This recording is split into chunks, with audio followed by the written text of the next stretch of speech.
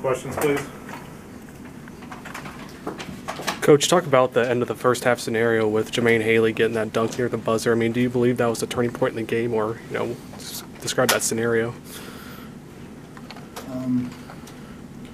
I think we came out really flat, and we kept trying to sub and get the right group in there that we could do a better job defensively. The defense turned everything around for us. We started taking things away. They weren't able to run what they want to run, and we got a couple steals, led the layup. So I think the defense. I mean, everybody I got can dunk. I've all played defense. I was happy with those guys at guard. Bob, yesterday you mentioned that they were going to be probably the biggest team that you guys had faced this season. How much did that size bother you at the start, you think, and did you think maybe they would be as physical as they were? When I watched them on film, I knew that'd be physical. And then, they're not just big, they're skilled. They pass it well, they shoot it well. It's just, that's what I kept telling our guys. We got to push them out of their comfort zone. If you let them play comfortable, they're really good. Really, really good. How are you, Justin? I'm good. There's a late arriving crowd here. It was your kind of crowd, wasn't it? Bobby may have been asked this, but just the postseason experience, what's the team get out of it? Well, I think every time these guys play, they get something out of it. Derek and Jordan didn't play particularly well today for them. I mean, most guys get 10 rebounds, you say played pretty well, but we've come to expect a whole lot more from Derek and, excuse me, and honestly, we've come to expect a whole lot more from Jordan. So I was just, I was happy we finally started playing defense. I mean, when you let them just kind of do what they want to do, they're really good.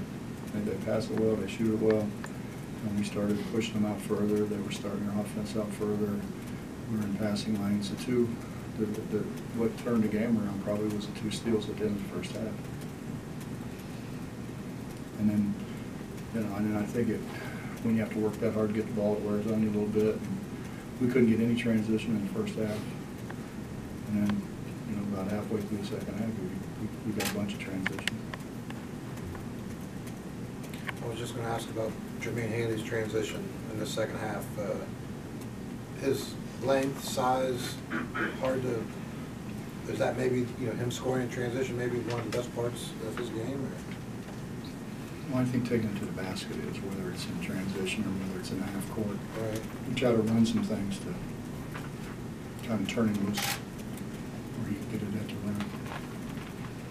He just early couldn't get anything to go down. He had pretty good shots early. We ran a set for him, and then we ran a set for him to start second half. And that one didn't go down, and then after that he kind of got it to go down. The dunk he had at the end of the first half, does that create a spark at all? Or? Maybe for the 5,300.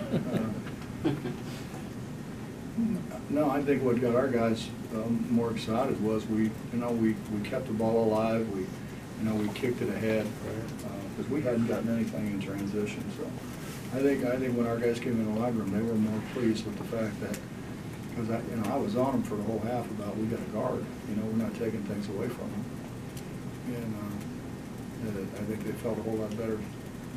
And it's easier to feel better when you're ahead too. Did you learn something from that Haley dunk at the end of the half that maybe you should have route in the middle on the fast break? No. Logan played really well. He gives you some energy when he comes in, doesn't he? He gives us energy and he gives us size. He's a big guy. That's the most blocked shots, I think. I don't think he blocked that many at Cameron. He had that. I mean, he started both your rallies. I think at the end of the half there, he blocked the ball out of bounds and then got in the middle of that fast break, and then the putback got you up going on that 19-2. Well, he's a great kid. I wasn't very happy with him in Kansas City the last game, and he's coach just keep on me, keep on me. I want to get better. You know, it's not, you know, it's not why you picking on me thing. It's, you know, keep on me, keep helping me get better. Well, 10 points from Chase tonight seemed like he had a hand in a lot of that run in the second half. Just thoughts on his game tonight? Well, Chase shot it unbelievable yesterday in practice, and I watched him warm up, and he and Jordan were the first two guys out here.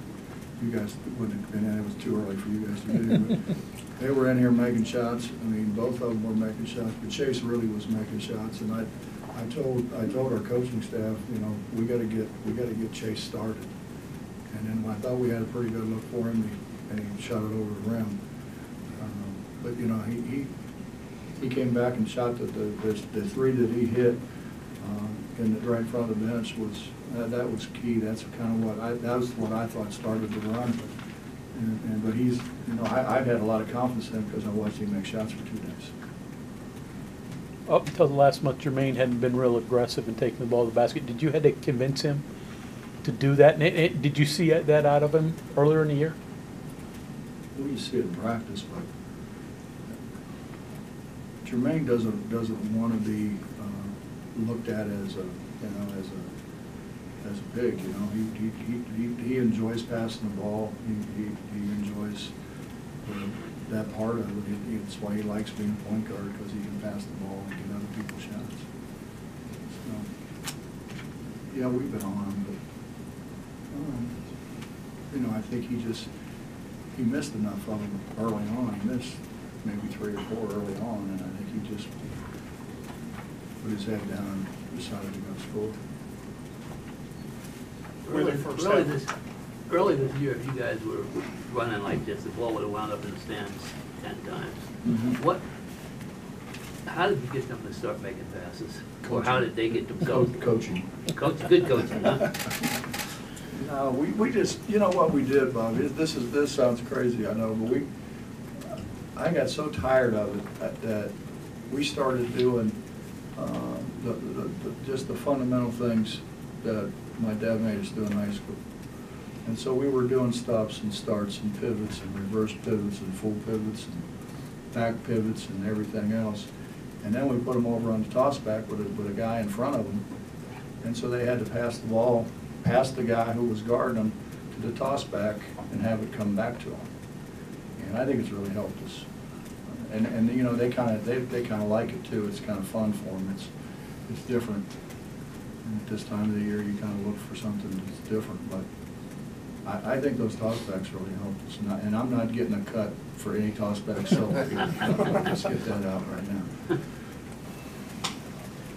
The way the first half played out, it could have been a thing where frustration would have set in, because, like you said, your team did get a lot of good shots. Some, you know, bad things happened that didn't, you know, maybe they didn't deserve. Does it speak to how far Who this were team you talking has about come? being frustrated? I was frustrated as hell. Well, players, but they didn't let it affect their play, it didn't seem like. Does it speak to? Well, I think we came out with more resolve. I mean, we were throwing passes, hitting guys in the head and everything else in the first half. I mean, they know they were bad. I mean, they know when they're bad. Half joking here, but would any chance that you would think about playing at Myrtle Beach next week?